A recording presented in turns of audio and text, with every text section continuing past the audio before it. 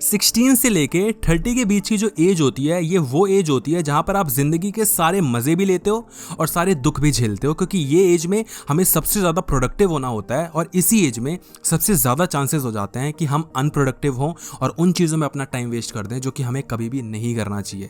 इसी वजह से आपने देखा होगा कि जिसको अपनी लाइफ में रिच होना होता है ना, वो 30 से पहले रिच हो चुका होता है 80% ऑफ टाइम्स, और जिसको नहीं होना होता तो वही है ना, पूत के पांव पालने में दिख जाते हैं। आई मीन 30 से पहले जो रिच नहीं हुआ तो चांसेस कम ही है कि वो आगे कुछ होने वाला है, वो वैसे ही ढर्रे पे गलत चलने वाला है और कुछ नहीं उखाड़ने वाला अपनी जिंदगी में। तो 16 से 30 साल के बीच की जो उम्र होती है उसमें कुछ चीजें हमें सीखनी चाहिए, कुछ चीजें हमें पता होनी चाहिए, क्योंकि जब समय गुजर जाता है ना तो कुछ भी नहीं बनता। वीडियो को लाइक कर देना अगर आप 16 से 30 साल के बीच की उम्र के लोग हो तो। सबसे पहली चीज जो कि आपको समझ में आनी चाहिए वो है self discovery and personal growth. आपको खुद को जानना है, आपको खुद को पहचानना है, खुद के बारे में सोचना है। आप अंदर से कैसे हो, आप कौन कौन सी चीजें बहुत अच्छे से बखूबी कर सकते हो, आप कौन कौन सी चीजें अच्छी नहीं करना जानते। अब आप बोलोगे कि मुझे तो सारी चीजें पता है, लेकिन आपको यहाँ पर रुकना है और सच में सोचना है कि क्या आपको सच में अपने बारे में कुछ भी पता है। हमें ऐसा फील होता है कि जो मैं कर रहा हूँ वो मेरा डिसीजन है। अगर आप कहीं पे जाते हो, शॉप पे जाते हो, आपको कोई टी शर्ट लेनी है, सामने आपको टी शर्ट दिखती है एक रेड कलर की, अब बोलते हो वाओ यार ये रेड कलर का टी शर्ट कितनी ज्यादा ऑसम लग रही है ना, मेरे को यही चाहिए। आपको ऐसा लग रहा है कि वो आपका डिसीजन है कि वो आपको रेड टी शर्ट चाहिए, लेकिन आप ये भूल रहे हो कि आपने 3 दिन पहले एक शो में अपने फेवरेट जो आपका एक्टर है उसको वही टी शर्ट पहनते हुए देखा था। आपको ये रियलाइज नहीं होगा, क्योंकि जो हमारा सबकॉन्शियस माइंड है ना, वो हमें कभी ये रियलाइज करवाने ही नहीं देता, वो शॉर्टकट्स पे चलता है। समझ रहे हो, हम इतने ज्यादा स्मार्ट है नहीं जितना हम अपने आप को समझते हैं।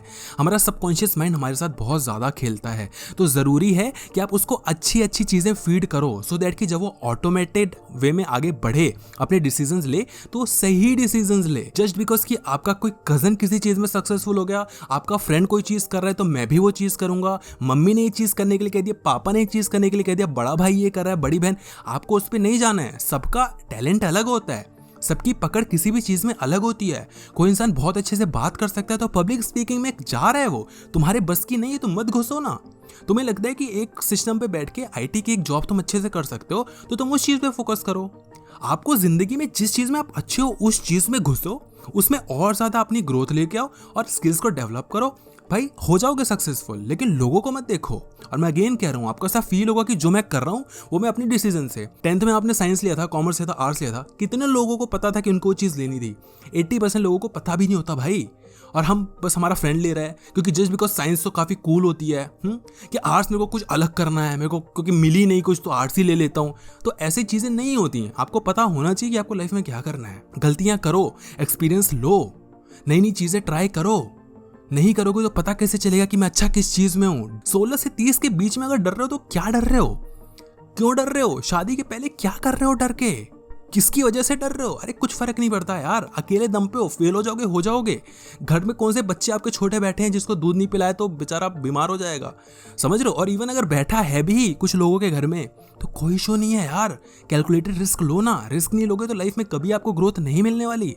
दूसरी चीज, बिल्डिंग रिलेशनशिप्स एंड नेटवर्क्स।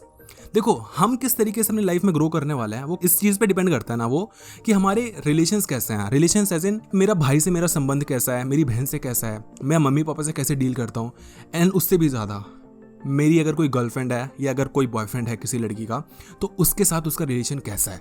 हमें कभी समझ तो नहीं पाते, लेकिन हमें काफ़ी ज़्यादा ये देखना चाहिए कि अगर हम रिलेशनशिप में अच्छा चल रहा है हमारा रिलेशनशिप, तो वो चीज़ कहीं ना रिफ्लेक्ट करती है हमारी पर्सनल ग्रोथ पे, है ना। फॉर एग्जाम्पल, अगर मैं अपनी क्रश से बात करूँ, अपनी गर्लफ्रेंड से बात करूँ रात में, है ना, और मेरी लड़ाइयाँ हो गई हैं उससे, तो मैं सच में ऐसा लगता है कि जब मैं सुबह उठूंगा तो मैं प्रोडक्टिव हो पाऊंगा। आपको नहीं लगता कि पूरा मेरे दिमाग में वही चलता रहेगा कि यार उसने ये चीज़ बोल दी, मेरे को ये नहीं बोलना था, उसने क्यों बात कर ली उससे, ये कोई बात थोड़ी होती है, वो तो कह रही थी बहुत ज़्यादा प्यार करती है, वो ये नहीं करती, वो नहीं, मैं तो यही सदा सोचता रह जाऊंगा ना।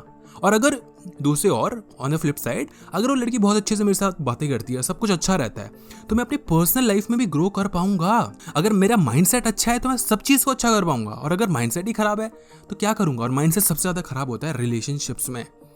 हमें आपको पता होना चाहिए कि रिलेशनशिप्स कैसे बनने चाहिए, रिलेशनशिप्स क्या होते हैं।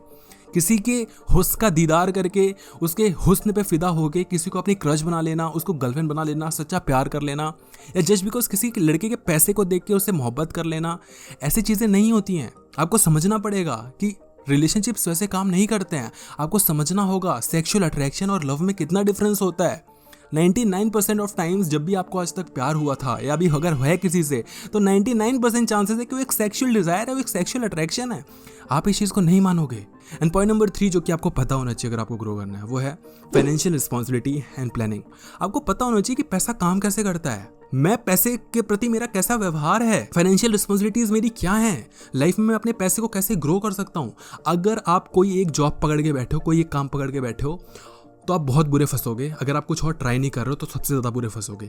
नई चीज़ें सीखो, स्किल्स डेवलप करो, हर जगह से पैसे लेकर आओ। अगर आपको लगता है कि आपके पास कुछ नहीं है, भाई पढ़े लिखे तो हो, 12वीं तो कक्षा पास की होगी, हाँ 2nd-3rd क्लास के बच्चे को पढ़ा लोगे, ट्यूशन पढ़ाओ, लेकिन पैसे कमाना शुरू करो।